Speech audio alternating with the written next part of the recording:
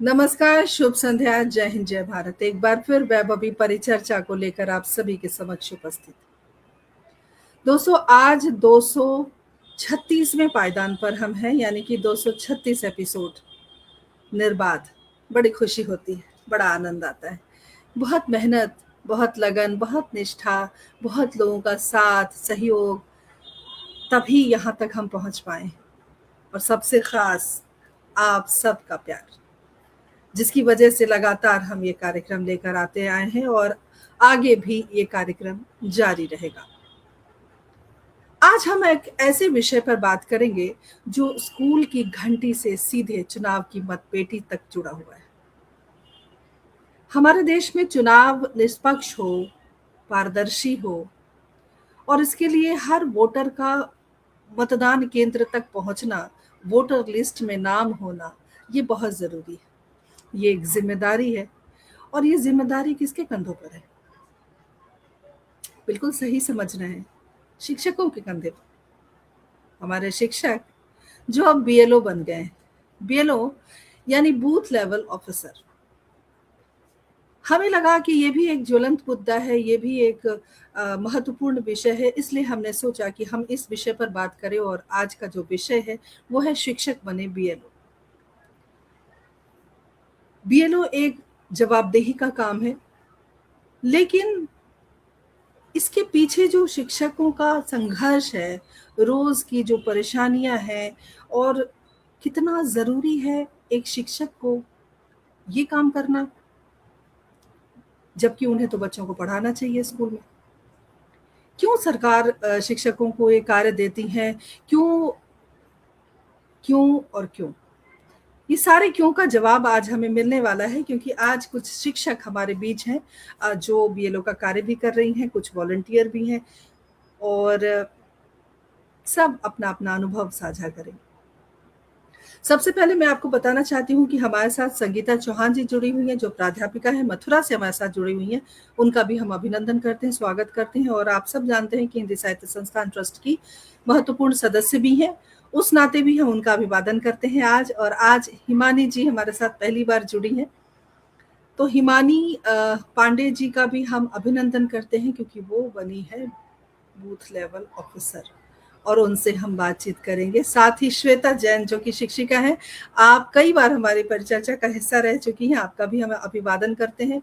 और बिना किसी विलंब के हम चलते हैं, बात करते हैं। स्नातक, वरिष्ठ स्नातक अध्यापिका हैं हमारी हिमानी जी, तो हम स्वागत करते हैं, अभिनंदन करते हैं आप सभी का, पूरी टीम की ओर से। और बहुत महत्वपूर्ण विषय पर आज चर्चा करने के लिए आप सब एकत्रित हुई हैं, और मातृशक्ति यहाँ पर मौजूद हैं। तो लगता है कि लोग ये ना सोचें कि ये एक तरफा कार्यक्रम होगा। हमने बहुत कोशिश की, तमाम दर्शकों को बताना चाहती हूँ कि हमने बहुत कोशिश की कि हम किसी पुरुष बीएलओ को लेकर आए इस कार्यक्रम में, एक पुरुष शिक्षक को, लेकिन हम असमर्थ रहे। और कहीं ना कहीं दुख है इस बात का, क्योंकि वो भी अपना अलग अनुभव साझा करते, ज्यादा अच्छा रहता कि महिला पुरुष दोनों मिलकर इस चर्चा को आगे बढ़ाते। लेकिन चलिए, यहाँ मातृशक्ति मौजूद है और कार्यक्रम को हम आगे बढ़ाते हैं। सबसे पहले तो जो अनुभव है, हिमानी जी, मैं आपसे शुरू करना चाहती हूँ, क्योंकि बहुत जरूरी है जानना कि ये इस जो जिम्मेदारी आपको दी गई है, इस जिम्मेदारी को पहले तो इसके बारे में हमारे दर्शकों को बताइए कि सरकार ने ये मापदंड क्यों तैयार किया है, क्या कारण है। क्योंकि थोड़ा सा जो कॉन्सेप्ट है ये क्लियर हो जाए तो हम इस चर्चा को और बेहतर तरीके से लोगों तक पहुंचा सकते हैं। और वो जो दुख, जिस दुख के कारण हमने ये कार्यक्रम रखा है, इस चर्चा को, इस विषय, मतलब विषय बनाया है कि शिक्षक को ही क्यों चुना जाता है? जनगणना के लिए, एसआईआर फॉर्म के लिए, मतदान केंद्र में बूथ वो देखने के लिए, जब जहाँ पे वोटिंग होती है।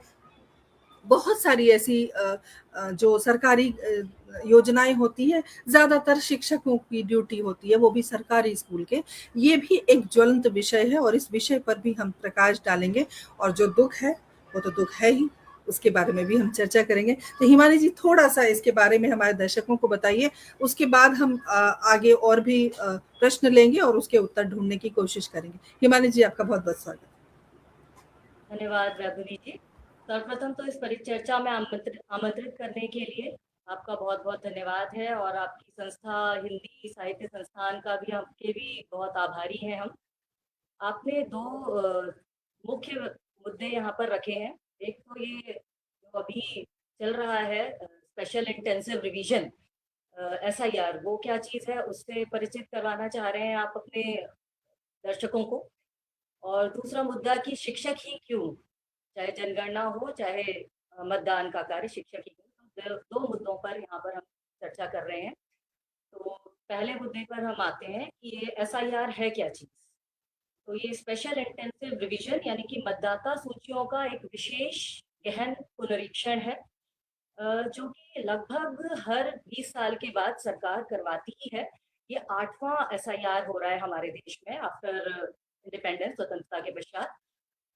और ये माना जाएगा कि ये डिजिटाइजेशन होने के कारण ये शायद अंतिम ही हो। तो ईसीआई जो है हमारा इलेक्शन कमीशन ऑफ इंडिया, ये मतदाता सूचियों को अद्यतन करने करने का प्रयास इस एसआईआर के द्वारा कर रहा है कि जो इसे त्रुटि रहित बनाया जाए। समय समय पर कई लोग स्थानांतरित हो जाते हैं अपने स्थान से, मृत्यु भी हो जाती है कई लोगों की, कुछ युवा नए मतदाता सूची में जोड़े जाते हैं। तो एक व्यापक और गहन प्रक्रिया है ये, अन्य चुनावी कार्यों से अलग। और इसमें ईसीआई को कई विशेषाधिकार भी प्राप्त हैं। अनुच्छेद 324 के अंतर्गत इनको कई विशेष अधिकार भी प्राप्त हैं। तो इसमें ये प्रक्रिया रहती है कि घर घर जाके ये लोग जो सबसे निम्न लेवल के हम मानेंगे अधिकारी हैं, इसमें उसके ऊपर कई अधिकारी रहते हैं, उनका कार्य होता है घर घर जाकर मतदाताओं को गणना प्रपत्र यानी इन्यूमरेशन फॉर्म्स वितरित करना सबसे पहले चरण में। उसके बाद जो मृत हैं, स्थानांतरित हैं और डुप्लीकेट है यानी एएसडी बोलते हैं उनको, absent shifted and dead voters, इनको हटाना और नए लोगों को जोड़ने की प्रक्रिया। और तीसरे चरण में फिर ड्राफ्ट मतदाता सूची जारी की जाती है, यानी कि सर्वे की समाप्ति हो जाती है तो एक प्रारंभिक सूची निकलती है।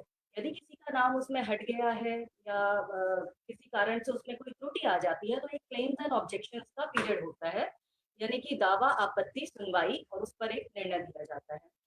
तो फिर उसके बाद उस सूची को पुनः उसकी त्रुटियों को दूर किया जाता है, जैसे नाम, पता आदि की जो समस्याएं हैं उसमें माइग्रेशन से जुड़ी हुई।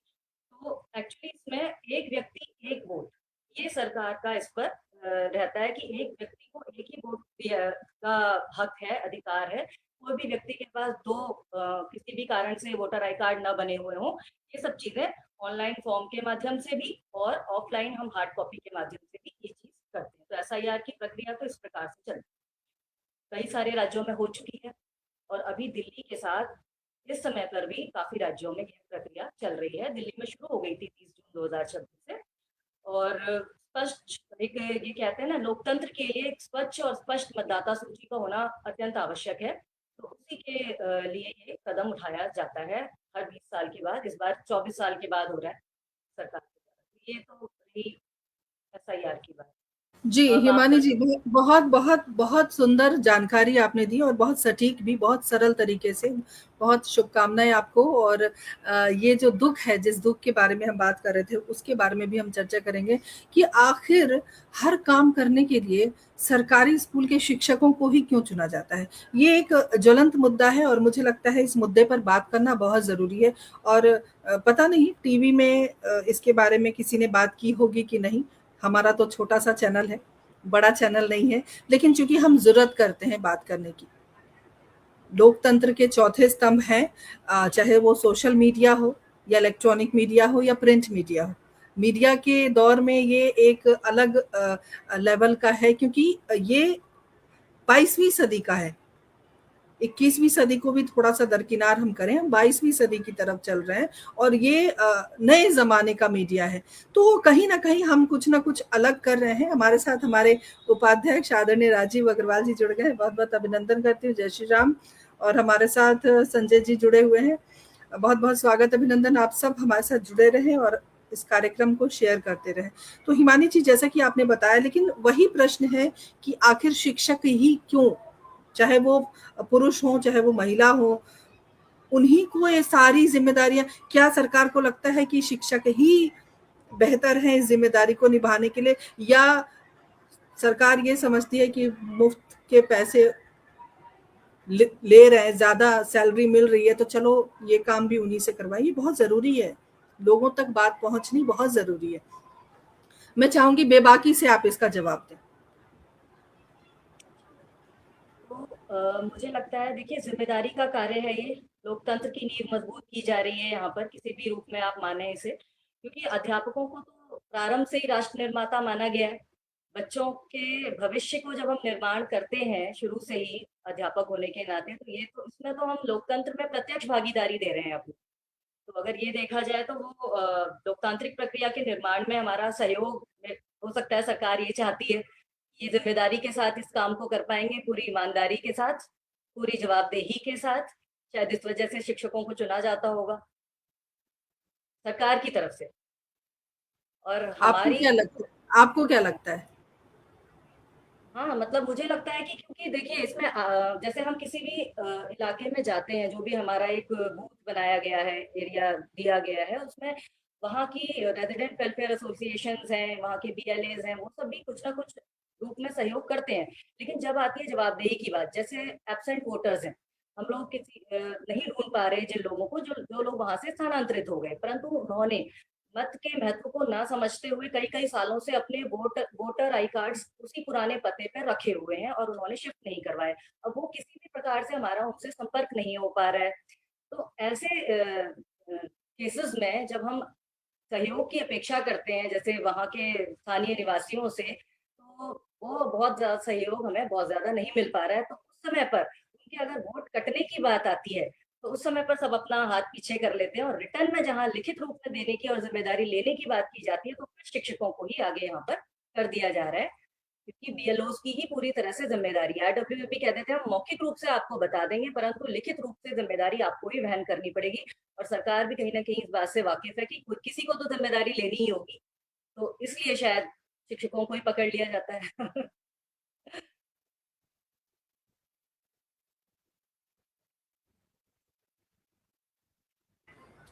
बहुत अच्छी बात कही आपने कि चलिए, शिक्षक जो हैं वो एक ज़िम्मेदार व्यक्ति हैं, और सरकार को लगता है कि जो ज़िम्मेदार व्यक्ति हैं वो ज़िम्मेदारी उठाने के काबिल हैं, तो उनको ही ये ज़िम्मेदारी देनी चाहिए।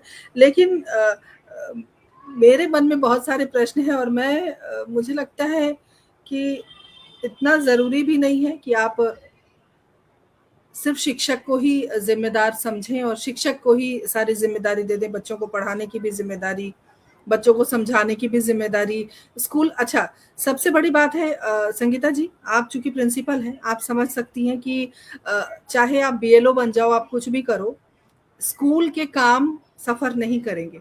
अगर बच्चों के पेपर हैं, तो वो सफ़र नहीं करेंगे। ये नहीं है कि आपको सिर्फ बीएलओ बना के छोड़ दिया गया है। हिमानी जी, क्या मैं गलत कह रही हूँ? नहीं नहीं, बिल्कुल सही है, क्योंकि प्रिंसिपल और पेरेंट्स सभी एक्सपेक्ट करते हैं, सभी की उम्मीदें रहती हैं कि इनका मूलभूत जो प्रोफेशन है वो तो है, तो पढ़ाने का ही उनका कार्य तो यही है, और हमारी इच्छा भी यही होती है। आप हमारे मन से पूछें तो हमारा, हम भी अपने विद्यार्थियों को ही मिस कर रहे हैं इस समय पर।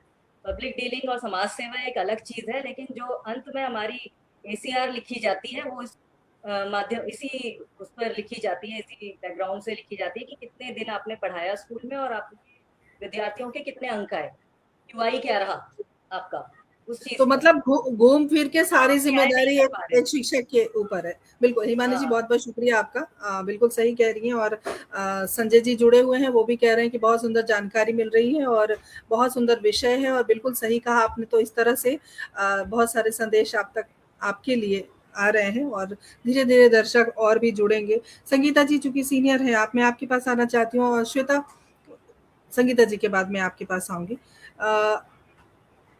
जैसे कि हम देख रहे हैं कि तकनीक का ज़माना है संगीता जी, हर काम तकनीक के द्वारा ही हो रहा है। आज हम इस कार्यक्रम से जुड़े हुए हैं, ये भी तकनीक का एक हिस्सा है।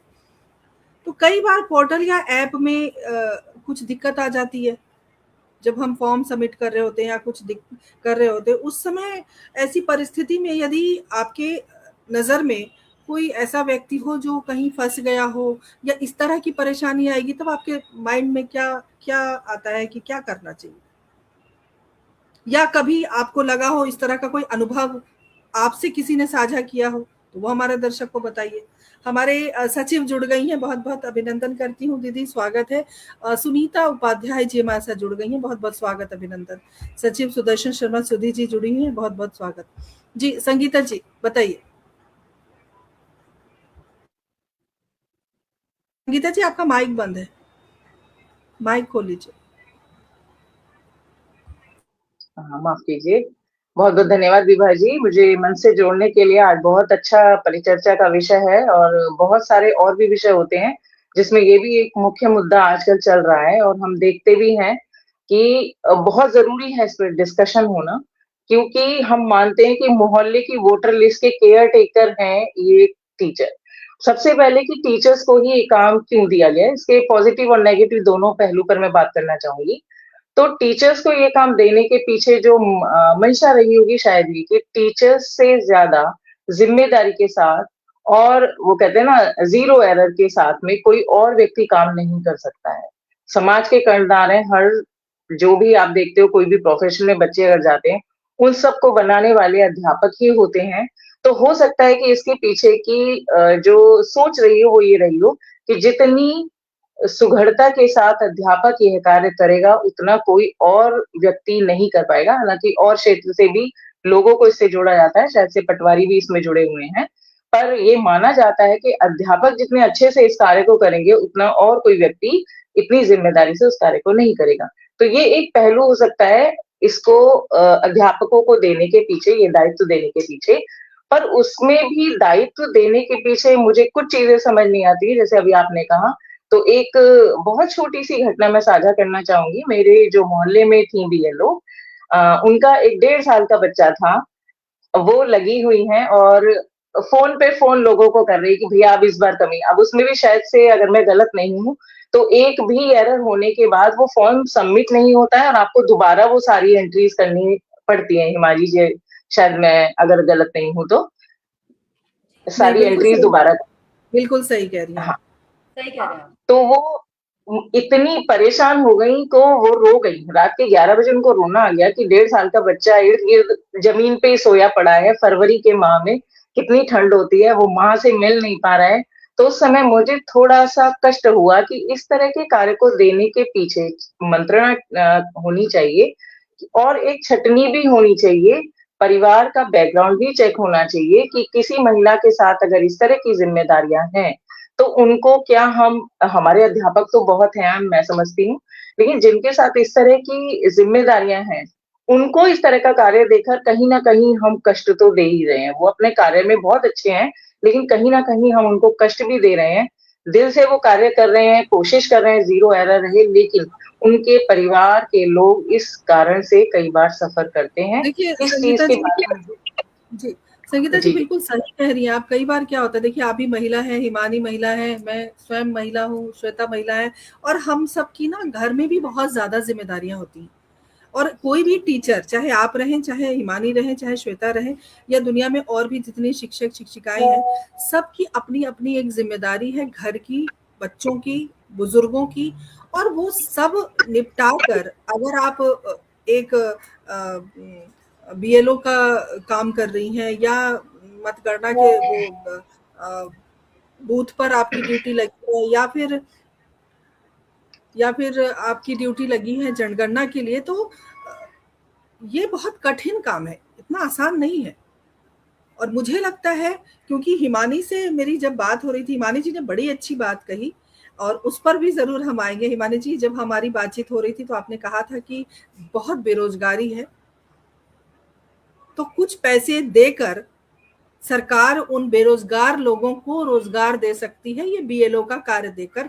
ये बहुत बड़ी बात है, हम इस मंच के माध्यम से कह रहे हैं और सरकार तक ये बात पहुँचे, तो मुझे बहुत खुशी होगी कि हम एक सकारात्मक सोच के साथ आगे बढ़ रहे हैं। हमारे साथ सचिन जैन जुड़े हैं, अभिनंदन है। हमारे साथ आदरणीय डॉक्टर पुष्पता तनेजा जी जुड़ गई हैं, स्वागत अभिनंदन आपका। और आप केंद्रीय हिंदी निदेशालय में निदेशक के पद पर रही हैं।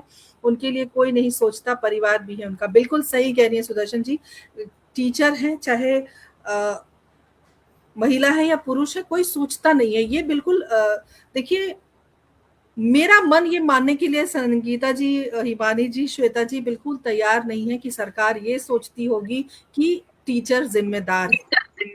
मुझे पता नहीं क्यों ऐसा लग रहा है कि टीचर को बेल्ला समझा जाता है। माफ कीजिएगा ऐसे शब्द का प्रयोग मैं कर रही हूँ यहाँ पर, क्योंकि मुझे लगता है उनके पास कुछ काम नहीं है, इस काम में लगा दो। तो ये कहीं ना कहीं शिक्षकों का शोषण हो रहा है, मेरा ये मानना है। सब अपने अपने विचारों के लिए स्वतंत्र हैं और मैं इस मंच की अध्यक्ष हूँ, तो मैं अपने विचार रख रही हूँ कि मुझे ऐसा लगता है कि कोई जिम्मेदारी किसी को ना देकर टीचर को दे दो और टीचर गधा मजदूरी करता रहे। मैं आज सारी मर्यादाएं तोड़ रही हूँ, ऐसी ऐसी बातें कह रही हूँ जो मैंने कभी किसी कार्यक्रम में नहीं कहा है। मैं मजबूर हूँ, मैं उन शिक्षकों का दर्द देखती हूँ। जब मेरे पास एक शिक्षक आए थे, वो इतने गर्मी में परेशान थे, आप समझ सकते हैं, इतनी गर्मी हो रही है और वहाँ एक एक घर जाकर इस तरह का जो वातावरण है वो वाकई बड़ा दुखद है। और बिल्कुल ज्यादा ही शिक्षकों से सरकार ने आशा रखी है, उनका भी अपना परिवार है, थोड़ा तो सोचना चाहिए। और हिमानी जी, आपकी बात पर भी हम आएंगे। संगीता जी, बिल्कुल सही कहा आपने, अपने तरह से कि सब चाहते हैं, सब जानते हैं कि बहुत जिम्मेदार है शिक्षक। और जिस तरह से आपने वो दुख बताया कि छोटा सा बच्चा और वो महिला इतनी परेशान हो रही थी, तो तब लगता है कि ये दुख जायज है और इस दुख को दूर करने के लिए आवाज उठानी चाहिए। श्वेता जी, मैं आपके पास आना चाहती हूँ। और जो संगीता जी से मैंने प्रश्न पूछा था, मैं चाहूंगी क्योंकि आप साथ में रहती हैं बीएलओ के, तो आप बताइए कि तकनीक की प्रॉब्लम जब आती है सबमिट करने के लिए, जैसे कि बोला कि जरा सा भी एरर होता है तो वो सबमिट नहीं होता, फिर वो नए सिरे से वो काम शुरू होता है, उस समय आप क्या करती हैं? नमस्कार विभा जी, पहले तो पुनः मुझे इस प्रोग्राम का एक हिस्सा बनाने के लिए। तो एक पहले तो सबसे पहले आपने एक प्रश्न पूछा था, शिक्षक ही क्यों। तो मैंने हिमानी जी की बात भी सुनी और हमारी प्रिंसिपल साहिबा की भी बात सुनी। इसमें मैं एक, शायद मेरी जो सोच है, मैं उसमें एक ऐड करना चाहूँगी कि अगर आपने देखा होगा तो बीएलओ वही शिक्षक हैं जिस स्कूल में वो पढ़ाते हैं, उनके आसपास, मतलब उनके घर के आसपास का एरिया उन्हें दिया गया है। तो शायद वो उस स्कूल के बच्चों को जानते हैं, उनके पेरेंट्स को जानते हैं, तो शायद इसलिए उनको दिया गया है कि बच्चे उस स्कूल में पढ़ते हैं, उनके पेरेंट्स को वो जानते हैं, उनके घर वालों को जानते हैं, तो वो अच्छे से एक फैमिलियर है, तो वो शायद अच्छे से उन फॉर्म्स को भरवा पाए। तो मेरे ख्याल से ये मुद्दा भी हो सकता है शिक्षक को देने के लिए। बाकी बता ही दिया है कि शिक्षक जिम्मेदार है, गलती होगी तो भी शिक्षक की जिम्मेदार है और अच्छा होगा तो भी शिक्षक की जिम्मेदार है, तो सारी जिम्मेदारी शिक्षक की ही है। और जो फॉर्म जब हम ऑनलाइन सबमिट करते हैं तो उसमें बहुत सारे एरर आते हैं। जैसे कुछ एरर आते हैं कि मैंने यहाँ पर अपने पेरेंट्स से मैपिंग करा रखी है और वही मैपिंग किसी और ने किसी और जगह करा रखी है, तो वो फॉर्म सबमिट नहीं होता। तो हमें क्या करना पड़ता है कि वहाँ के बीएलओ से संपर्क करके उस फॉर्म को कैंसिल कराना पड़ता है। हिमानी जी बैठी हैं, हम आजकल ये चीज़ झेल रही हैं, वो जानती हैं इस चीज़ को।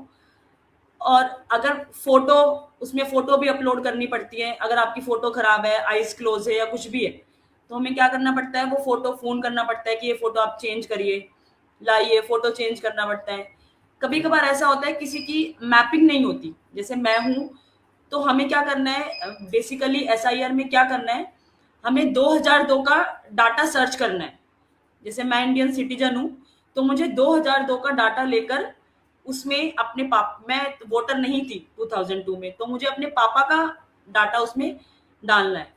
जरूरी नहीं है कि मेरे पापा के पास 2002 का डाटा हो तो सबके पास उनके फैमिली का 2002 का डाटा हो। तो एक ऐप दे रखी है ECI नेट ऐप। उस ऐप में सर्च करने में कभी कभी हमें मतलब एक इलेक्टर का सर्च करने में हमें 2 से 3 घंटे भी लग जाते हैं, सिर्फ एक इलेक्टर का सर्च करने में। और हम इतना सर्च, मतलब उसके पापा का, फिर पापा का नहीं मिलता, उसकी मम्मी का नहीं मिलता, दादाजी का, दादी का, नाना का, नानी जी का, सबका सर्च करते हैं। और ये पूछते हैं, किसी को याद भी नहीं कि 2002 में मेरे दादाजी कहाँ रहते थे, मेरी दादी कहाँ रहती थी। अब उनको याद करना, उनको रिकॉल करना, मतलब 2 से 3 घंटे एक इलेक्टर पे आपको, एक फॉर्म पे आपको खर्च करना। तो आप सोचिए कि अगर जैसे हमारी असेंबली में 1300 अराउंड वोटर हैं, तो आप कैसे उसको एक टाइम बाउंड वर्क है, आप कैसे उसको एक समय सीमा में कंप्लीट करना। और ऊपर से ये है कि मैं मतलब मैं एसआईआर से अवेयर हूँ, मैं इस जानकारी को पता है, आपको पता है, जरूरी नहीं है हर किसी को इस जानकारी के बारे में पता हो। कई लोगों को तो ये लगता है कि एसआईआर का मतलब नए वोटर कार्ड बनाना, तो वो पूछते हैं मैम हमारे वोटर कार्ड कब मिलेंगे। तो हम उनको समझाते हैं कि नए वोटर कार्ड नहीं मिलेंगे, ये आपका 2002 से मैपिंग हो रही है। तो बहुत सारी प्रॉब्लम्स हैं, अवेयर करना, उनको समझाना, उसको अपलोड करने में भी 3-4 दिक्कतें आती हैं, मैपिंग नहीं होती। अब जिनकी मैपिंग नहीं होगी तो उनका सिस्टम यहाँ पे खत्म नहीं हो जाता, उनके नोटिस लगेंगे नेक्स्ट मंथ में, फिर वो नोटिस लेके उनको भी जाना पड़ेगा इलेक्शन ऑफिस, और बीएलओ को भी जाना पड़ेगा इलेक्शन ऑफिस। तो ये, और ये आज से नहीं चल रहा है, ये सितंबर से, मतलब 1 साल हो गया बीएलओ को ये काम करते करते। हिमानी जी तो बिल्कुल, सितंबर से कर ही रही हैं ये काम, तो बिल्कुल। 1 साल तो से वो ये ये काम कर रही हैं। जी, देखिए कुछ संदेश आए हैं, मैं ज़रूर ही समझ रही हूँ कि बताना आप लोगों को। और सुरेंद्र शर्मा सागर जी हमारे मुख्य सलाहकार जुड़ गए हैं। बहुत-बहुत नमस्कार, आदरणीय स्वागत है आपका। आदरणीय प्रकाश चंद पराशर जी डी राजस्थान से हमारे साथ जुड़ गए हैं, बहुत-बहुत अभिनंदन। गुलशन ग्रोवर जी हरियाणा से हमारे साथ जुड़े हुए हैं, बहुत-बहुत स्वागत, अभिनंदन करती हूँ गुलशन जी। बिल्कुल देखिए, कई अभी संजय जी ने एक जानकारी दी है और ये जानकारी हमारे पास भी थी कि जब बंगाल में चल रहा था ये कार्यक्रम, तो उस दौरान बहुत सारे ऐसे बीएलओ थे जिन्होंने, कुछ लोगों ने आत्महत्या कर ली, कुछ मानसिक रूप से बहुत परेशान रहे। तो कहीं न कहीं देखिए ठीक है, आपने, सरकार ने ज़िम्मेदारी दी शिक्षकों की, तो ज़िम्मेदारी के साथ-साथ उनकी सुरक्षा की भी ज़िम्मेदारी आपको लेनी पड़ेगी, उनके मानसिक स्वास्थ्य की भी ज़िम्मेदारी आपको लेनी पड़ेगी। इसीलिए मैंने गधा मज़दूरी का जो एक शब्द का प्रयोग किया था, ये इसीलिए किया था कि आप उनके भविष्य के साथ, उनके जीवन के साथ खिलवाड़ मत करिए। अभी भी और भाजी जो आप एक कह ये, रही हैं श्वेता जी, वो मैंने खुद देखा है। जब मेरे घर में वो आए थे, मेरे मित्र थे, और उन्होंने बार-बार फ़ोन करके एक-एक डिटेल उनको समझा रहे हैं, और कई बार समझा रहे हैं। कितनी प्रताड़ना होती है। कोई भी बात आप समझा रहे हो और सामने वाला नहीं समझ पा रहा है, और आप उनके घर जा रहे हो या उस मोहल्ले में एक कैंपेन कर रहे हो, एक कुर्सी टेबल लगा के आप 10 लोगों को इकट्ठा करके समझा रहे हो, एनर्जी चली जा रही है ना। ऊर्जा बिल्कुल। जो अभी आप, रिसेंटली कल ही मैं न्यूज़पेपर में पढ़ रही थी कि एक, जैसे आप बोला गया है कि बीएलओ हाउस टू हाउस जाएंगे, तो एक लेडी बीएलओ गई है और उनके साथ फैमिली मेंबर्स ने गलत बिहेव किया है। तो आप ये सोचिए कि इस सुरक्षा, का मुद्दा क्या भी है। शिक्षक की जो सुरक्षा है वो इम्पोर्टेंट नहीं है? तो आप इसको अवेयर करते हैं ऑनलाइन, मतलब इसका क्या कहते हैं, डिजिटलीकरण भी हो सकता था, डिजिटलाइजेशन हो सकता था, ऑनलाइन आप फॉर्म भरवा कुछ सकते थे। सरल, बिल्कुल सरल प्रक्रिया करनी चाहिए थी सरकार को। जब सरकार को पता है इतनी ज़्यादा तकनीक की जानकारी है, सबके पास है, और बिल्कुल। हमारे पास तकनीक भी है, तो इसको, इस प्रक्रिया को सरल कर सकते थे। लेकिन वही है, गधा मजदूरी तो करवानी है ना। जी, बताइए। तो अब ये, मतलब अब जैसे आज है, अब लोगों को ये तो पता है कि डेट एक्सटेंड हो गई, लेकिन उन्हें ये नहीं पता कि फॉर्म सबमिट करने के बाद भी कितनी प्रक्रियाएं होती हैं। तो अगर आपने शिक्षक को दी है जिम्मेदारी, तो आप एटलीस्ट शिक्षक का साथ तो दे। एक चाहे सोशल मीडिया से, टीवी से, न्यूज़पेपर से एसआईआर का इतना प्रचार होना चाहिए कि सबको पता होना चाहिए कि ये एक देश की प्रक्रिया है जो आज बहुत इंपॉर्टेंट है। वोटर कार्ड से आधार कार्ड भी जुड़ रहे हैं, पासपोर्ट, कई लोगों ने खुद बताया कि वोटर कार्ड से पासपोर्ट, ये एसआईआर जो हम कर रहे हैं, इस एसआईआर से पासपोर्ट में भी फर्क पड़ रहा है। अगर आप पासपोर्ट जब भी बनेगा जब आपका एसआईआर कंप्लीट है। तो वो अवेयरनेस भी जरूरी थी। और वो सब कुछ एक फॉर्म भरना और एक सिर्फ मैपिंग करना नहीं, अवेयरनेस भी बीएलओ को ही देना पड़ रहा है सारा। तो एक एक काम हो तो समझ में आता है, एक के साथ आपको 4 काम एक्स्ट्रा करने पड़ रहे हैं, तो वो भी ज्यादा प्रॉब्लमैटिक हो रहा है। बिल्कुल सही। हिमानी जी, मैं आपके पास थोड़ी देर में आऊंगी। मैं संगीता जी आपके पास आना चाहती हूँ। संगीता जी, एक सवाल है कि शिक्षक को बीएलओ बना दिया गया है, तो क्या लगता है कि सब कुछ बहुत बेहतर रहेगा, किसी तरह की कोई त्रुटि नहीं होगी? इसका फायदा सरकार को या जो वोटर हैं उनको मिलेगा, क्योंकि वो बहुत जिम्मेदारी से काम करेंगे। क्या लगता है आपको? नहीं, देखिए ऐसा तो कोई हो ही नहीं सकता, क्योंकि गलती तो ईश्वर से भी होती है। कई बार हम अगर अपने पुराण वगैरह उठाकर देखें कि शिव जी ने एक वरदान दे दिया जिसकी वजह से विष्णु जी परेशान होते रहे, तो गलती तो देखिए सबसे हो सकती है। ऐसा नहीं कहा जा सकता या ऐसी पूरी जिम्मेदारी टीचर्स के ऊपर नहीं थोपी जा सकती कि कोई गलती नहीं होनी चाहिए। क्योंकि जैसा मैंने अभी कहा कि तकनीकी का अगर यहाँ पर हम कैशलेस के लिए इतने एफर्ट डाल सकते हैं, तो क्यों ना इसकी जानकारी को भी प्रभावी रूप से, जितने भी न्यूज़ चैनल आप देखिए ज्यादातर पर एक सी ही न्यूज़ या फिर बेकार की न्यूज़, मैं कहना चाहूँगी, बेकार की न्यूज़ चलती रहती है। क्यों ना हम इस ये इतना बड़ा जो कार्य है, उसके बारे में कोई भी एडवर्टाइज़मेंट आपको, मुझे तो नहीं लगता कि बहुत अच्छे से कहीं मिलता है। तो क्यों ना कोई न्यूज़ चैनल्स को इनिशिएटिव लेके अगर ऐसा बताए, जानकारी दे। संगीता जी, न्यूज़ चैनल वाले फालतू के न्यूज़ दिखाएँगे। ये काम यूट्यूबर जितने भी हैं उन्होंने अपना बीड़ा उठाया है। बहुत सारे यूट्यूब चैनल पर आपको इसकी जानकारी मिलेगी, लेकिन टीवी लेकिन पर कुछ नहीं बताया जाएगा। हाँ, नेशनल टीवी पर आपको कुछ नहीं बताया जाएगा, क्योंकि उनके पास तो अपने ही बहुत सारे एजेंडे हैं जो खत्म ही नहीं होते। फालतू की बकवास करेंगे लेकिन जरूरत का कुछ नहीं करते। जी। फिर भी जानकारी का अभी भी बहुत अभाव है। जैसा मैंने बताया कि बेचारे बीएलओ हैं, फोन करे जा रहे हैं कि ये गलती हो गई है, फिर दोबारा फोन करे, दोबारा फॉर्म सबमिट नहीं हो रहा है, तीसरी बार फोन कर रहे हैं, इतने परेशान हो जाते हैं। मैंने स्वयं खुद ही देखा है कि बहुत बड़ा टास्क है ये। देखने सुनने में ऐसा लगता है क्योंकि टीचर को सैलरी बहुत मिल रही है, उनके पास कोई कार्य नहीं है, इसलिए ये काम दे दिया गया। ऐसा नहीं है। उनकी मानसिक स्थिति को अगर समझा जाए, पारिवारिक जिम्मेदारियों के साथ साथ में शिक्षण का कार्य भी संभालना है, वो भी आप नहीं आवंटित कर रहे हैं कि ठीक है, आप अगर बीएलओ बने हैं तो आपका जो शिक्षण का कार्य दूसरे किसी को दे दिया जाता है। अंत में आपको ही रिजल्ट के लिए जिम्मेदार ठहराया जाएगा कि आपका रिजल्ट कैसा रहा। जैसे हिमानी जी बड़ी क्लासेस लेती हैं, 10th-12th का जब रिजल्ट आएगा तो हम डैम श्योर कि मैडम से ही पूछा जाएगा कि भाई आपके रिजल्ट में ये डाउनफॉल अगर आया है तो क्यों आया है। उस समय कोई नहीं इस चीज पर ध्यान देगा कि भाई आप व्यस्त थे, आप बीएलओ बने थे, आपने दिन रात सरकार के लिए काम किया है। और मैं पूरी तरह समर्थन करती हूँ विभा जी की बात का कि क्यों ना इन अध्यापिकाओं, पहले का जमाना अलग था जब अध्यापक आराम से रहते थे, या फिर एक दो वीडियो इस तरह की अगर डल जाए कि कोई सो रहा है या कोई करे, इससे ये साबित बिल्कुल नहीं होता कि हर अध्यापक काम नहीं करता। सारे अध्यापक अपने प्रोफेशन को जो पायस मानते हैं, आते हैं इसमें, तो अपना 100% देने की ही कोशिश करते हैं। और आप भी जानते हैं, हम भी जानते हैं, अपवाद हर जगह होते हैं। तो एक किसी वीडियो की वजह से अगर हम ये कहते कि अध्यापक के पास काम नहीं इसलिए इनको दे दिया जाए, गलत है। और बिल्कुल समर्थन करती हूँ विभा जी की बात का। इतनी बेरोजगारी है, इतना हाय तौबा मचा हुआ है, क्यों ना हम उस युवा जनरेशन को, जो कि बेरोजगार अपने आप को कहलाने में भी मतलब कई बार गर्व महसूस होता है उनको कि कॉकरोच संगीता जी, पार्टी बना दिया, ये बना दिया, वो बना दिया। संगीता जी, जहां तक मुझे जानकारी है, एक बीएलओ को साल के 12,000 रुपए सरकार देती है, यानी कि महीने के 1,000 रुपए कौन बेरोजगार आके काम करना चाहेगा? ये भी तो एक प्रश्न है। आप पैसे भी नहीं देते हो, आप सारे काम भी करवाते हो, तो ये क्या है? इतने विधायक, सांसद सब है, उनको ड्यूटी दे दो ना, वो भी तो जनता के सेवक है।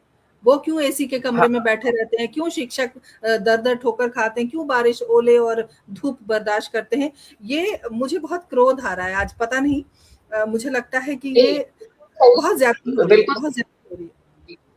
आप नेता की बात करें, नेता के चमचों को भी एसी और उन गाड़ियों के बिना चलने की आदत नहीं है, और इतनी फौज उनके साथ होती है। अगर उनको ये कार्य दिया जाए तो भी बहुत, आपने सही कहा है। अध्यापक ही क्यों, ये थोड़ी सी विषय पर चर्चा करने की आवश्यकता है कि अध्यापक को ही इस कैटेगरी में क्यों रखा गया है।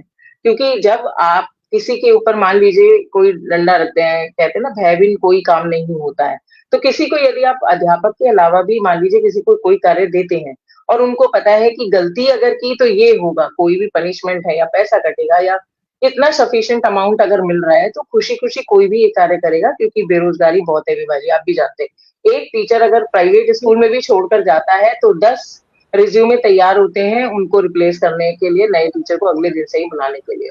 और इतने लोग हैं, इतने कोर्स करके, इतना दिमाग ऐसा नहीं है कि सबके पास दिमाग ही नहीं होगा। तो क्यों ना हम इस पर विचार करके कुछ धन का जो अपना, हमारे देश में ऐसा भी कम नहीं है धन, अगर नेताओं की जेब में जा सकता है सड़कों के नाम पर, और चीजों के नाम पर, मंदिरों के नाम पर, तो फिर क्यों ना उस धन को इस कार्य में लगाकर अध्यापकों को भी थोड़ा-सा राहत दिया जाए, क्यों ना बेरोजगारी को कम किया जाए। तो मुझे नहीं बहुत पता आपके हमारे दिमाग में ये चीज़ें आ जाती हैं, उनके दिमाग में क्यों नहीं आती हैं, तो ये भी उनके विचारणीय दिमाग में विषय भी आती है, ऐसी बात नहीं है, वो सब भी होशियार बने बैठे हैं, लेकिन वो सोचते हैं ना कि जनता का पैसा हमको जितना निकालना है, जितना चूसना है उन्हें चूस लें, और उसके बाद वो कहते हैं ना आम चूस कर गुठली कैसे फेंकी जाती है, बिल्कुल वही स्थिति है। बड़े दुर्भाग्य की बात है, बड़े दुर्भाग्य की बात है। हिमानी जी, मैं आपके पास आना चाहती हूँ, और जिस तरह से संगीता जी ने अपनी बात रखी और श्वेता जी ने सारी जो प्रॉब्लम्स बताई हैं, कई बार क्या होता है कि आप दूर दराज जाते हो, अगर बारिश है, गर्मी है, तो वैसी परिस्थिति में एक तो मानसिक तनाव भी होता है, और हम महिलाओं के साथ एक और जो मासिक प्रक्रिया है उससे भी हम गुजरते हैं, जिसकी वजह से हम बहुत ज़्यादा परेशान रहते हैं, शारीरिक रूप से भी, मानसिक रूप से भी। तो क्या परेशानी आपको झेलने को मिली जब आप फील्ड पर गए, और आपके सहयोगियों को, मैं चाहती हूँ कि हमारे दर्शकों तक ये बात ज़रूर पहुँचे, बताइए। जब हमने शुरू किया था मैम ये काम 30 तारीख के आसपास, तो 1-2 तारीख को तो जो जहाँ-जहाँ भी हम गए हैं वहाँ पर हमारा बिल्कुल सेल्समैन, सेल्स गर्ल वाला ही स्वागत हुआ है। आधे लोगों ने दरवाजे ही नहीं खोले और आधे लोग ऊपर से ही बोल रहे थे, चले जाओ, हमें कोई फॉर्म नहीं लेना। क्योंकि लोगों को वही बात है, जैसे कि पहले ही परिचर्चा हो चुकी है, कि लोगों को इसकी पर्याप्त जानकारी ही नहीं थी। तो अब कुछ समय बीतने के बाद हालाँकि परिस्थिति में परिवर्तन आया है, परंतु उस समय पर पिछले 10-12 दिनों में जो चीज़ हमने शुरू-शुरू में झेली है, उसमें से तो एक तो यही थोड़ा-सा दुर्भाग्यपूर्ण है कि लोग जनरली और चीज़ें तो देखते हैं, सोशल मीडिया पर एक्टिव रहते हैं, लेकिन जो काम की न्यूज़ है, ऐसी लोगों को पढ़े-लिखे इलाकों में भी ज़्यादा अवेयरनेस नहीं है। देखते नहीं है, जानकारी होते हुए भी इस तरह की जानकारी है कि ये तो इनका ही काम है। हमने कुछ लोगों से, इलेक्टर से कहा कि आपको अपनी 2002 की डिटेल्स निकाल के ये देनी है, और ये चीज़ फॉर्म पर पीछे की तरफ सारी लिखी भी हुई है, मेंशन्ड भी है फॉर्म के पीछे कि वो किस तरीके से निकाल सकते हैं जानकारी eci.gov.in से। लेकिन लोग कहते हैं हम, ये आपका काम है, आप हम पर थोप रहे हैं, you are narrowing down your work. आप अपने काम को संकरा करके हम पर थोप रहे हैं। ये तो आपका काम है, सरकार आपको पैसे दे रही है इस चीज़ के। तो इस तरह की कई चीज़ें हमने सुनी हैं, और उसके बाद भी खैर हमने तो पेशेंस रखना ही था, धैर्य धारण करते हुए हम आगे बढ़ते गए धीरे-धीरे, क्योंकि हमें तो पता ही है कि ये काम तो हमें करना ही है। तो और आधे लोग इस प्रकार के भी थे कि फैमिली डिस्प्यूट्स जैसे होते हैं ना, कि 4 लोगों के फॉर्म ले लिए, 2 लोग नहीं, हम नहीं जानते इनको, जबकि उन्हीं के परिवार के सदस्य हैं। चले गए वहाँ से, लेकिन उनका फ़ोन नंबर देने के लिए तैयार नहीं। अब हमारे लिए समस्या कि हम किस प्रकार संपर्क करें उनसे। कई लोग ऐसे भी मिले कि उनकी मृत्यु हो चुकी है, लेकिन वो डेथ सर्टिफिकेट प्रोवाइड नहीं करना चाहते बिल्कुल भी, उन्हें लगता है पता नहीं कुछ प्रॉपर्टी का इश्यू ना हो जाए। तो इस प्रकार की कई सारी और भी समस्याएँ आई हैं। कई लोगों को जब हम फ़ोन करते थे, तो फ़ोन पर तो फ्रॉड ही समझते थे लोग, है ना? तो इस तरह की बहुत सारी समस्याएँ आई हैं, और धूप बहुत तेज़, कोई खोलने के लिए दरवाज़ा तैयार नहीं, कई-कई घंटों तक इंतज़ार करो, कई बार बेल बजाते रहो, लोग होते नहीं थे। लोग अपने काम पे भी चले जाते हैं, ये भी होता है, तो 2-2 3-3 विज़िट्स भी करनी पड़ी हैं हमें। अब आगे भी नोटिस पीरियड जो नेक्स्ट मंथ आने वाला है, उसमें भी कुछ-कुछ समस्याएँ हमारे सामने आएँगी, क्योंकि अभी हमने जो एब्सेंट लोग हैं, उनके घरों के आगे नोटिस लगा दिया है कि हम ये 3 तारीख हमने उसमें डाली है कि इस दिन हम आपके यहाँ आए, हमने विज़िट किया आपका और आप नहीं पाए गए, तो अब इस नंबर पर संपर्क करें। तो और मेरा जो फ़ोन नंबर है, वो तो हर इन्यूमरेशन फॉर्म पर है। तो हर वक़्त 24 घंटे मुझे अवेलेबल होना है, रात को छोड़ दीजिए, 12 घंटे तो रहना ही है अवेलेबल। कभी भी कोई भी संपर्क करने की कोशिश कर सकता है मतदाता आपसे। तो हम चाहे उस समय खाना बना रहे हों, चाहे सोए हों, तो हम अब दिन की नींद, कहते हैं ना, दिन का चैन, रात की नींद, वो सब छूट गई है हमारी। कि कभी भी फ़ोन बज सकता है आपका और कोई भी मतदाता आपसे कोई भी जानकारी प्राप्त करने की कोशिश कर सकता है। तो ये सारा है, समय का बहुत अधिक अधिक व्यय हो रहा है हमारे। अत्यधिक समय व्यय, अत्यधिक थकान, एक ही बात को बार-बार रिपीट करना और फिर भी धैर्य धारण करना, तो मानसिक तौर पे बहुत अलग स्थिति हो गई है आजकल हमारी, ये है। सुरक्षा की भी रहती है जी, चिंता, क्योंकि जो लोग सुबह नहीं मिल पाते, दिन में नहीं है, उनके यहाँ फिर देर रात भी जाना पड़ता है हमको। अपने घर के लोगों को भी इन्वॉल्व करना पड़ता है कई बार, हमारे साथ-साथ और भी लोग सब शामिल हो गए हैं फैमिली मेंबर्स कि चलो अब अकेले कैसे छोड़ें, हम चलते हैं तुम्हारे साथ, तो सुरक्षा को देखते हुए। तो ये सब चीज़ें भी हैं, बहुत सी चीज़ें हैं जो हमें सामना करनी पड़ रही है जी, अभी भी और बिल्कुल, आगे भी बिल्कुल करनी हिमानी पड़ेगी, जी। क्योंकि आगे मैडम डॉक्यूमेंट्स भी इनके वेरीफाई हमने ही करने हैं। आगे ये लोग जो 1987 के जो डॉक्यूमेंट्स दिखाएँगे, जो 2002 से हमें नहीं मिल पाए इलेक्टर्स, जिनको अपनी कोई भी जानकारी मिल ही नहीं पाई पुरानी। तो उन लोगों के जो डॉक्यूमेंट्स हैं, वो लेके वो नोटिस पीरियड के दौरान असेंबली कॉन्स्टिट्यूएंसी के ऑफिस पहुँचेंगे और उस समय पर बीएलओ को भी उनके साथ वहाँ जाना है और उनके डॉक्यूमेंट्स हमें ही वेरीफाई करने हैं कि हाँ जी, ये जेन्युइन है और हमारे ही दस्तखत होने हैं उस पर। तो उसके लिए भी हम ही जवाबदेह हैं कि ये जेन्युइन वोटर है, चाहे हमें इस इलाके में आए हुए 2 साल ना हुए हों, हम ना जानते हों उन्हें, लेकिन फिर भी हमें ही वेरीफाई करना है जी, उसको। मैं समझ सकती हूँ कितनी है। परेशानी उठानी पड़ रही है, क्योंकि ये प्रश्न ही लोगों तक इस बात को पहुँचाना ज़रूरी है कि आपको लग रहा है कि शिक्षक की ज़िम्मेदारी है, शिक्षक अपना घर, परिवार सब कुछ तज के इस कार्य में लगे हुए हैं। कहते हैं देश का काम है। देश का काम एक ज़िम्मेदार व्यक्ति को दिया गया है। आप सबको बताते हुए कुछ अचंभा नहीं है, सब जानते हैं नारी में बहुत शक्ति है और सहन शक्ति भी है, कुछ कर गुजरने की जो चाह है वो भी है। यहाँ जो 2 महिलाएं बैठी हैं, हिमानी पांडे जी और श्वेता जैन जी, ये 3:30 बजे तक फील्ड में थी आज, मैं आप सबको बताना चाहती हूँ। और 3:30 बजे के बाद आज 7 बजे से हमारे कार्यक्रम में है। घर का सारा काम करने के बाद, बाहर से आने के बाद इनके चेहरे पे जो मुस्कुराहट है, ये इनकी शक्ति है, ऊर्जा है। तो मैं आपको नमन करती हूँ इस मंच से। और जो झुंझलाहट या जो कड़वाहट या जो थकावट वो आपके चेहरे पर बिल्कुल नहीं दिख रही है। और सभी के साथ यही परिस्थिति है। नेहा शर्मा हमारे साथ जुड़ गई हैं। नेहा, बहुत-बहुत स्वागत, अभिनंदन। नेहा हमारे टीम की बहुत मजबूत कड़ी है, बहुत स्वागत करती हूँ। प्रकाश चंद पराशर जी लगातार हमारे साथ बने हुए, संजय जी लगातार बने हुए। संजय जी ने एक प्रश्न भी रखा है कि कोई तो रास्ता हो कि इसको कैसे सुगम किया जाए। तो ये रास्ता तो सरकार ही देखेगी, हम और आप कुछ नहीं कर सकते हैं, हम सिर्फ दर्शक हैं। और हम सिर्फ, चलो एक काम तो हमने किया कि हमने आवाज उठाई। कम से कम ये कार्यक्रम जितना शेयर हो, लोगों तक पहुंचे, तो कम से कम इतना तो लगे कि हमने एक गिलहरी प्रयास किया, कोशिश की कि आपने जितना एफर्ट लगाया है या आप जितना संघर्ष कर रही हैं, लोगों तक ये बात पहुंचना बहुत ज़रूरी है। और फिर वही प्रश्न है कि क्यों शिक्षकों को ही हर कार्य दिया जाता है। और देखिए, पैसे भी बहुत कम दिए जा रहे हैं। हिमानी जी, श्वेता जी, जब आप बीएलओ बनकर लोगों के बीच जा रही हैं, तो फिर बच्चों को कौन पढ़ा रहा है? स्कूल में क्या स्थिति है, वो भी तो जानना बहुत ज़रूरी है। बच्चों का क्या हो रहा है? तो मैं चाहूँगी कि श्वेता जी ज़रा-सा आप, क्योंकि बहुत देर से आप खामोश हैं, और संगीता जी आपके लिए दूसरा प्रश्न मेरे पास तैयार बैठा है। मीना जोशी जी हमारे साथ जुड़ी हैं। और देखिए, पुष्पलता जी ने लिखा है कि विभा जी का गुस्सा आज सही है। तो सच में मुझे बहुत गुस्सा आ रहा है, और इसीलिए हमने इस ज्वलंत विषय पर बातचीत करना ज़रूरी समझा। ये हमारा एक कर्तव्य भी है। अ, तो मैं जानना चाहती हूँ कि बच्चे क्या सफ़र कर रहे हैं, या बच्चों को कौन पढ़ा रहा है? क्योंकि आप अगर घर-घर जा रहे हैं, तो स्कूल में कौन है?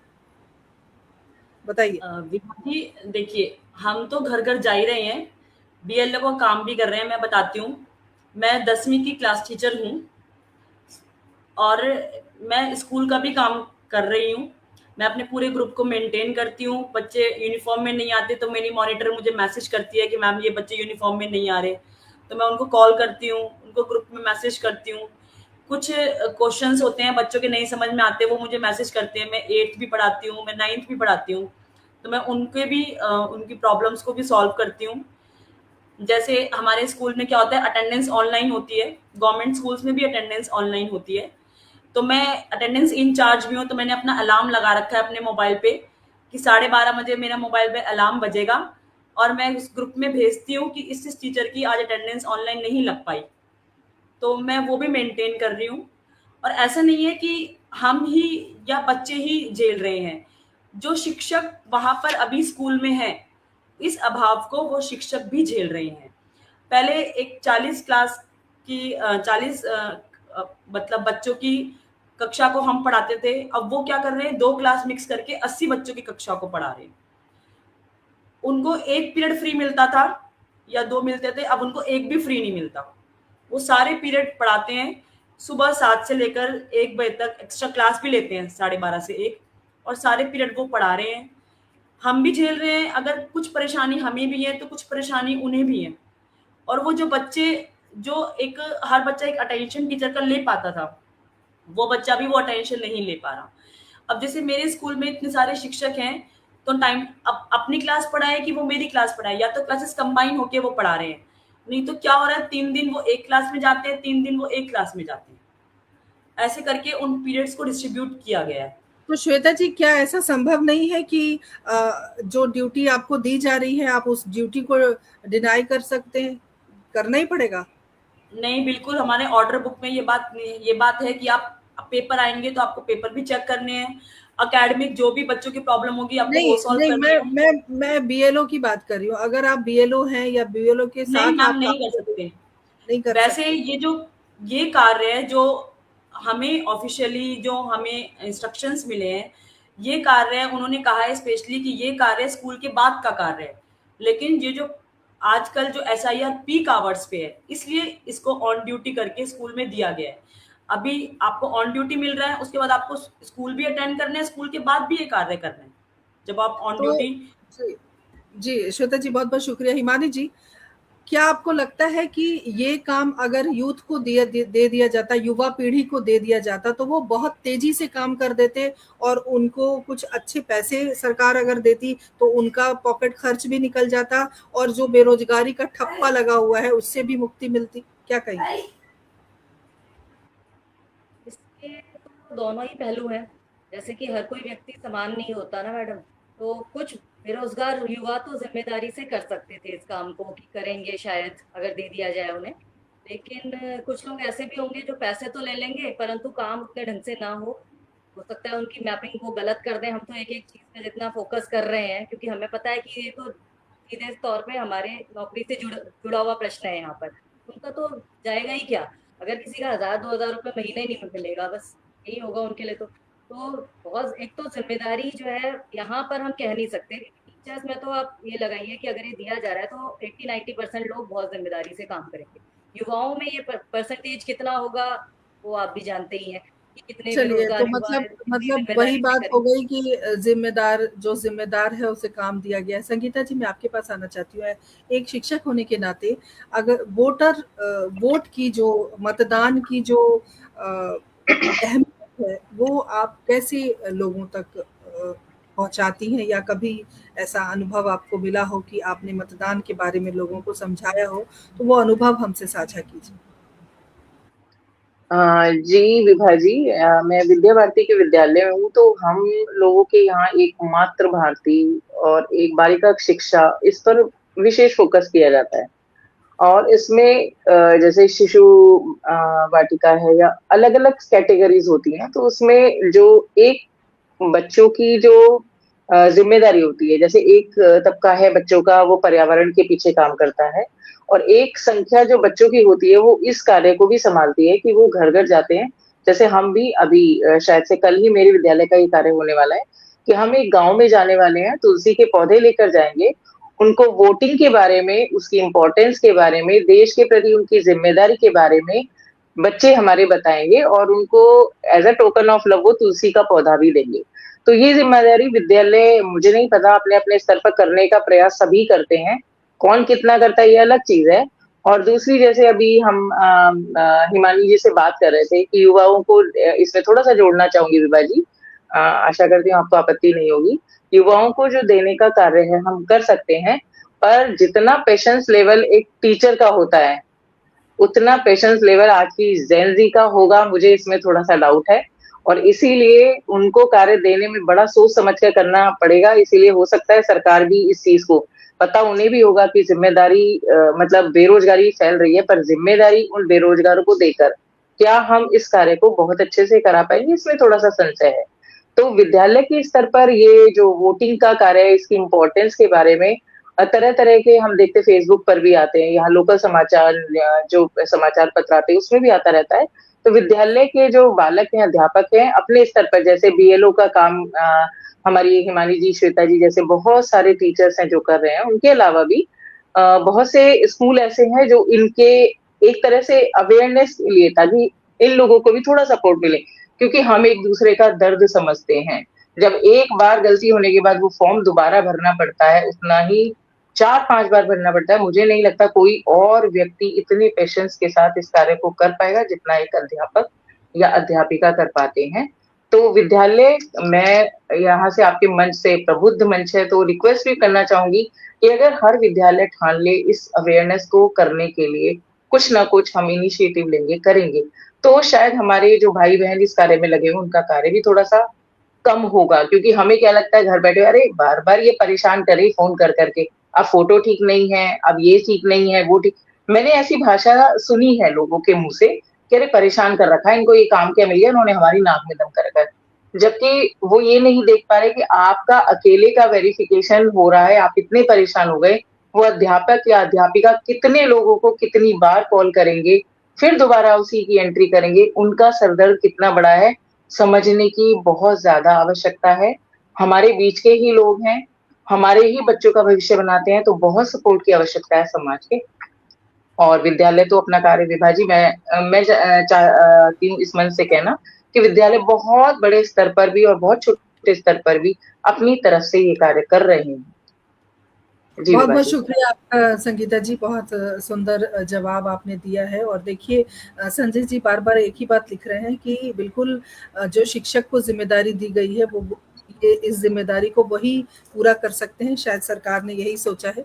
लेकिन सरकार को ये भी सोचना चाहिए कि आज रविवार का दिन है और आज भी इनको ड्यूटी दी गई है, 365 दिन की ड्यूटी कोई भी नहीं कर सकता है।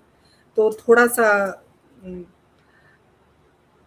ध्यान रखना चाहिए मानसिक स्वास्थ्य का भी और शारीरिक स्वास्थ्य का भी। बार बार मैं इस बात को यहाँ पर इसलिए दोहरा रही हूँ क्योंकि कोई भी शिक्षक है, शिक्षिका है, आप बीएलओ बन गए, आप कुछ भी बन गए, सबसे पहले आप एक इंसान हैं और इंसान को आराम की ज़रूरत है, वो मशीन नहीं है। तो इसलिए मैं इस चर्चा को बार बार और इस बात से कहीं ना कहीं मन में दुख भी है, पीड़ा है, वो पीड़ा का उद्गार यहाँ पर हो पा रहा है। मैं हिमानी जी आपसे एक बात पूछना चाहती हूँ कि जब कभी आपकी इतनी मेहनत हुई, इतने समय से आप लगी हुई हैं और मेहनत के बाद अगर किसी भी व्यक्ति का, क्योंकि जब आप सबमिट करती हैं तो एक सक्सेसफुल सबमिटेड का मैसेज आता है कि हो गया, तो वो जो एक भाव होता है कि आपकी वजह से किसी का वोट नहीं कटा या आपकी वजह से किसी का नाम लिस्ट में जुड़ गया, तो वो जो भाव है या कैसा लगता है आपको?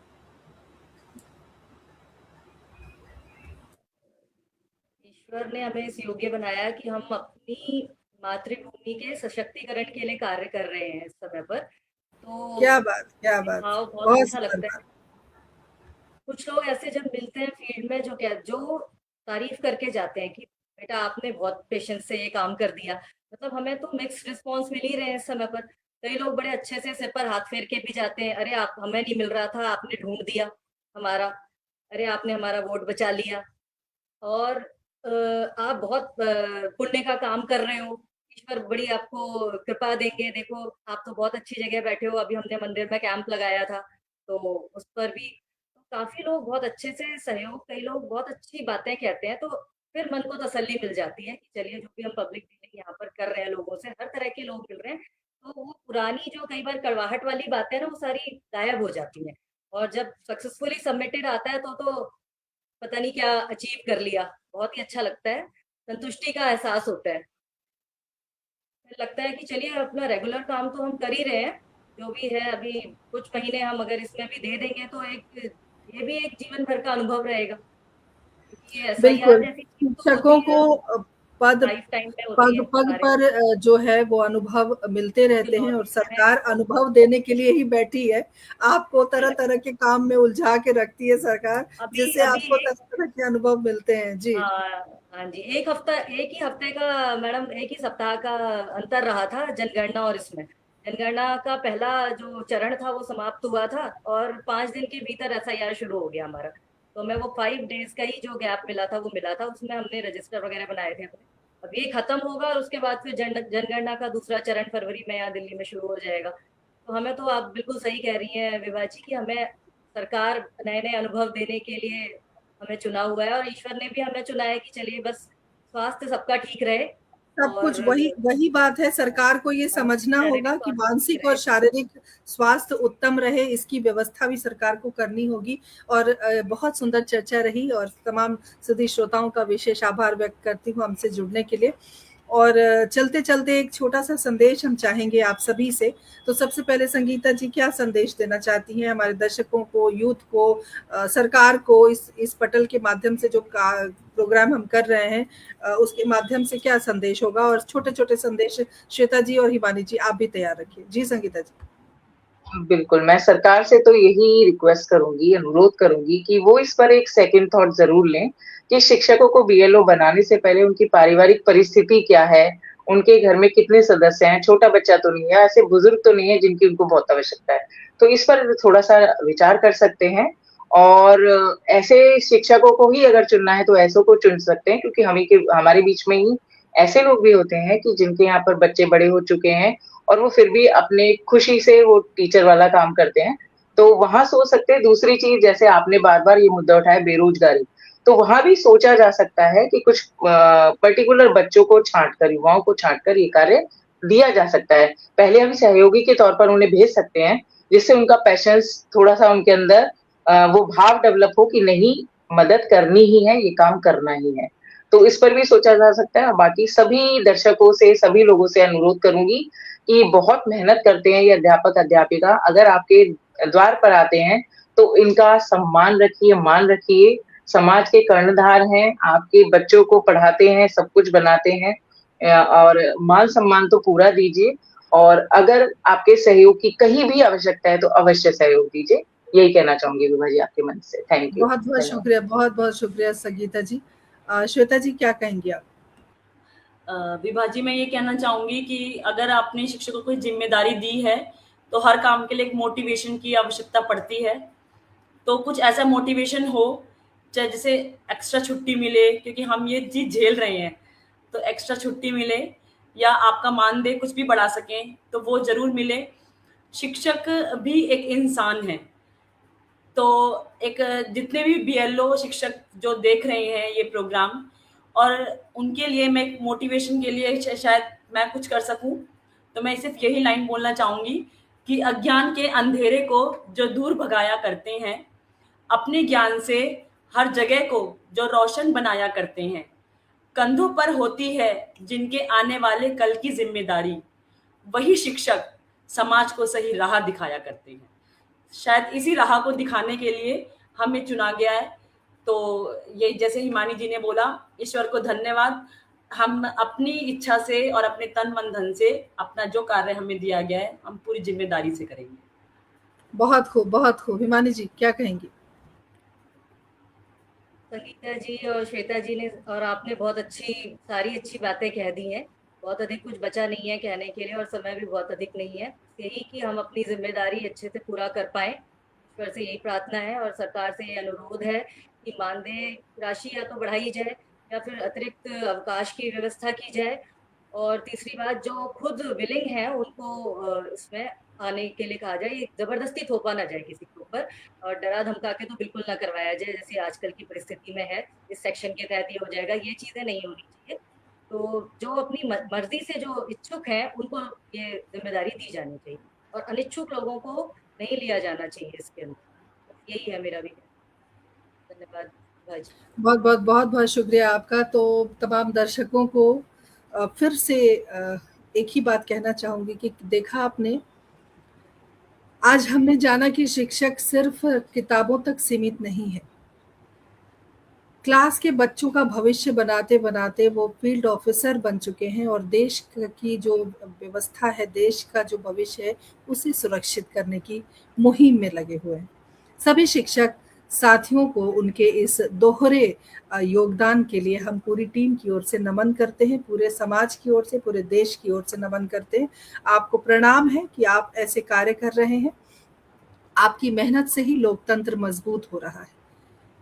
आप सब हमारे इस कार्यक्रम का हिस्सा बने, आपका बहुत-बहुत धन्यवाद। हिमानी पांडे जी, श्वेता जैन जी और संगीता चौहान जी, बहुत-बहुत धन्यवाद। आपने अपना अनुभव साझा किया और दुःख, पीड़ा की जो मैं बात कर रही थी, मैं बार-बार कह रही थी, आक्रोशित हो गई। अगर मेरी बात बुरी लगी हो, तो मैं क्षमा चाहती हूँ, लेकिन बात वही है, हक की बात है और हक की बात हक से कहनी चाहिए।